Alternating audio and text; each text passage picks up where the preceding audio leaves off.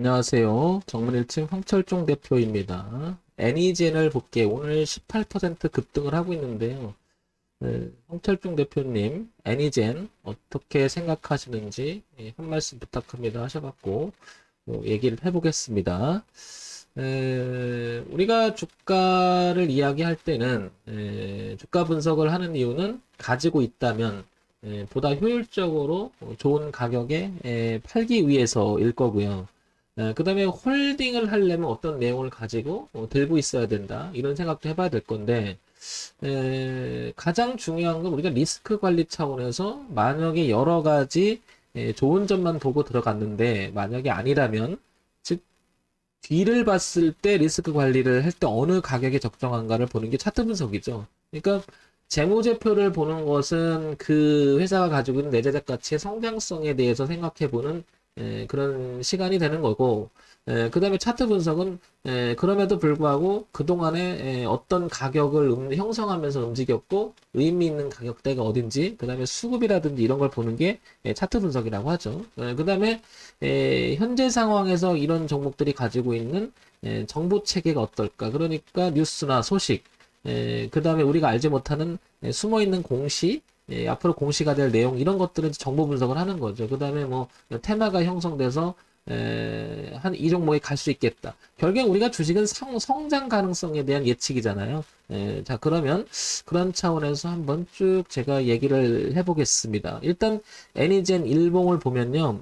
일봉을 보니까 여기가 좀 눈에 들어와요. 이 가격대가. 여기 얼마냐면은 17,500원서부터 여기 18,000원, 18,900원에서 19,000원대 되는 것 같습니다. 여기가 눈에 들어오는 것은 이유가 이 당시 2019년쯤에 2019년 여기에 저항이 한번 있었죠. 그리고 작년 8월에 저항대가 형성됐었고요. 이렇게. 그 다음에 이렇게 올해 들어와서 저항대가 형성됐었는데 여기를 안착을 하지 못하고 다시 이렇게 저항을 맞고 올해 또 저항을 맞았어요. 그리고 또 저항을 맞고요. 이번 달에는 이제 오늘이죠. 오늘 여기를 강하게 돌파하면서 주가는 이렇게 올라갑니다. 그렇다는 얘기는 이 가격대가 굉장히 많이 이야기를 나눴다는 거죠. 그 얘기는 가니 안 가니라고 하는 뭐 이 주가가 애니젠이 성장을 더 하니 안 하니를 두고 싸웠던 가격대가 바로 17,500원에서 19,000원 사이였다라는 것을 우리가 차트를 통해서 알 수 있었겠죠. 그러면 여기를 두고 왜 이렇게 저항 가격을 만들었는지를 우리가 알 수는 없겠지만 추정해 보자는 거죠. 추정해 보자는 거죠. 그래서 여기를 잠깐 봐볼게요. 여기를 잠깐 봐보니 애니젠이라고 하는 종목에 대해서 시장에서 어떤 이야기가 오가는지를 보니까 한번 보게 되면 애니젠 펩타이드 CM으로 매출이 늘 것이다. 신약 모멘텀도 보유하고 있다. 이런 기사가 나와요. 그 다음에 특징, 신약 개발 기대감에 급등을 하고 있다. 그죠?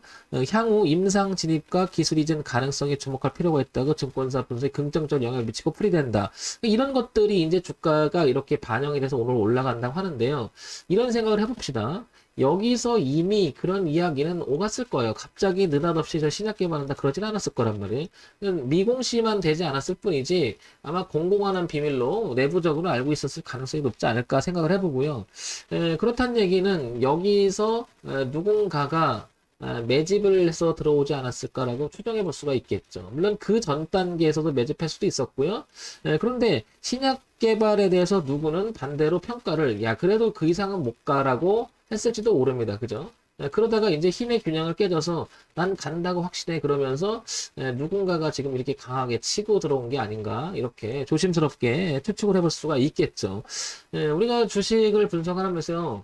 정답을 구할 수는 없어요. 그 다음에 이것 말고 대외적인 변수에 의해서 갑자기 여기서 대외적 변수라고 하는 것은 갑자기 저 윗동네 애들 즉 북한 애들이 갑자기 미사일 또 하는데 우리 그 영역 가까이 뚝 떨어지면 지정학적으로 문제가 생기면 전체적으로 주가는 또 다 폭락을 하잖아요. 그러면 그 영향을 받아서 외부적인 요건에 의해서 또 변화를 줄 수 있다라는 거죠. 그만큼 주식은 어느 한 분야를 가지고 옳다 그르다가 판단될 수 있는 분야는 아닌 것 같고 그렇기 때문에 우리가 리스크 관리위해서 어느 가격대를 기준으로 하면 그래도 의미 있을까를 생각을 해보는 거죠.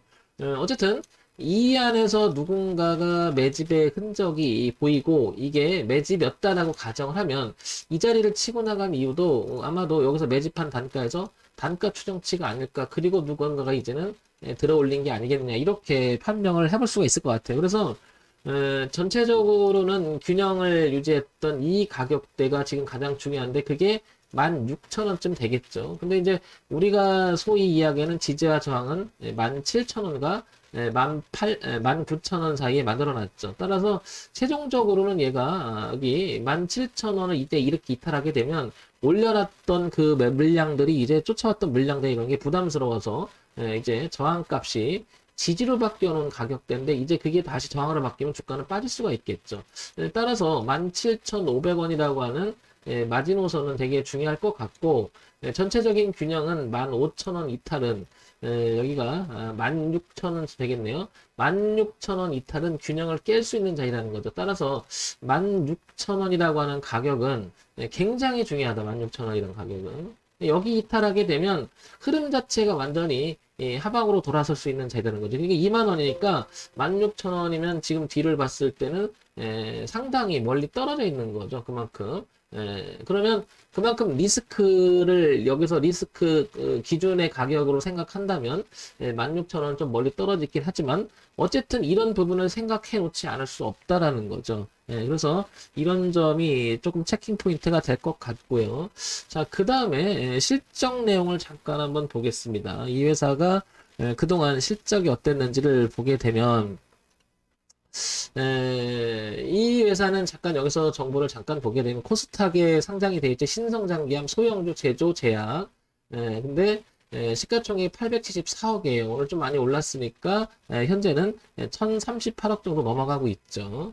자, 그런데 우리가 제일 중점적으로 봐야 되는 것은 남기는 장사를 잘 했느냐. 그래 매출액 대비 수익을 나는지 한번 보면 아쉬운 게 이런 부분이죠. 이게 그 분기 실적인데 작년 2, 3분기, 3, 4분기, 4, 4분기 그리고 올해 1, 4분기까지 오면 고만고만한데 문제는 영업이익과 당기순이 가시화시키지 못한다는 문제가 있는 거죠.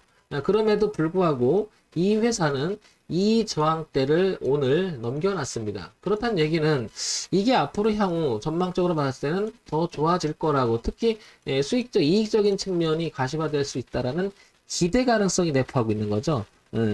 자, 그러면 이제 우리가 다시 연간 실적으로 한번 넘어가 볼게요. 그 다음에 요거 분기 실적만 갖고 또 이야기할 수는 없으니까, 그동안 연간 실적은 어땠는지 보게 되면 46억, 41억, 63억, 85억.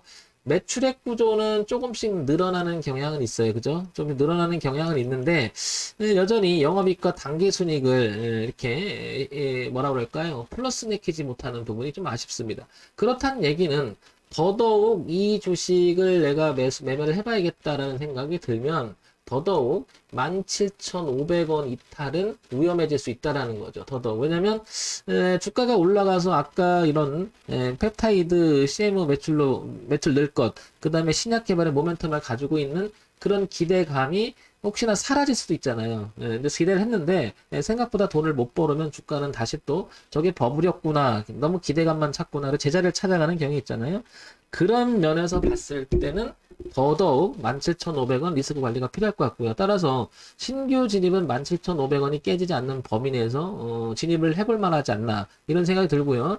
가지고 계신 분은 당연히 흐름상을 봐야 되니까 이런 흐름을 추구해서 나갈 수가 있겠죠. 이렇게. 그다음에 이런 정도의 흐름이라고 하면 전체적인 균형이 우상향으로 지금 이렇게 가고 있는 흐름이잖아요. 이렇게 전체적으로. 자, 그러면 이 가격대 정도, 즉 한 23,000원에서 25,000원 정도 가면 하나의 저항대가 하나 있지 않나. 그래서 파동의 범위를 17,500원에서 25,000원까지 이렇게 볼 수 있지 않나 싶습니다. 따라서 이 17,500원을 이탈을 하게 되면 대응을 해줘야겠죠.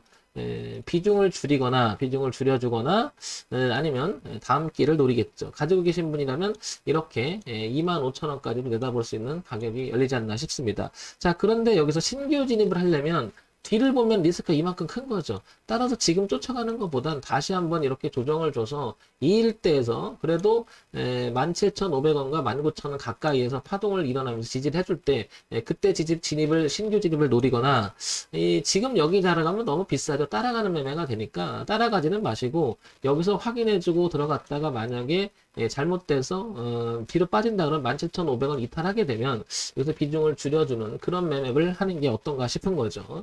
여기는 조금 늦었죠. 늦은 게 아니라 이거는 너무 급하게 이렇게 돼서 확인하고 들어가는 차원에서 봤을 때는 굉장히 가파르게 오늘 아침부터 굉장히 비싸져 버린 거죠.